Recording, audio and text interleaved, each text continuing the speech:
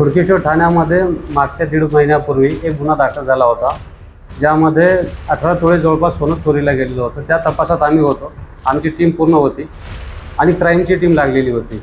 त्या तपासामध्ये आम्ही 3 आरोपी अटक केले, पण एक आरोपी फरार होता, अजून पाहिजे होता।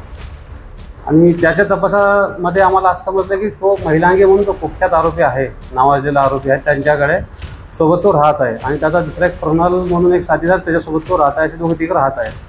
अशा माहिती मिळून आम्ही त्यांच्या शोधात होतो। आम्हाला गुप्त बातमीदारामार्फत माहिती मिळाली की छत्तीसगड राज्यामध्ये डोंगरगड या ठिकाणी सध्या हॉटेलमध्ये राहत आहे।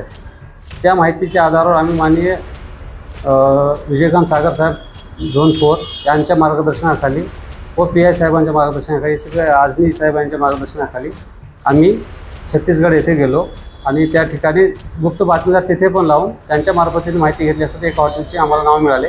त्या हॉटेलमध्ये जाऊन करीबन सकाळी 4 वाजता त्यांना ताब्यात घेतलं। ताब्यात घेऊन पोलीस स्टेशन हुडकेश्वर येथे आणून त्यांच्याकडे विचारपूस केली असता महाराष्ट्र, छत्तीसगड आणि महाराष्ट्रामध्ये विदर्भातील काही जिल्ह्यातले गुन्हे जवळपास 14 गुन्हे त्यांच्याकडून उघडकीस आले आहेत। सर्व गुन्ह्यांची किंमत नाही केली, पण आमच्या गुन्ह्यामध्ये जे झालेलं आहे बाकीचे आरोपी गुन्हे आणि त्याच्यावर ओपन होतच आहे। आणि जे गाडी आणलेली आहे त्याची किंमत 11 लाख रुपये, 11.5 लाख रुपये आहे।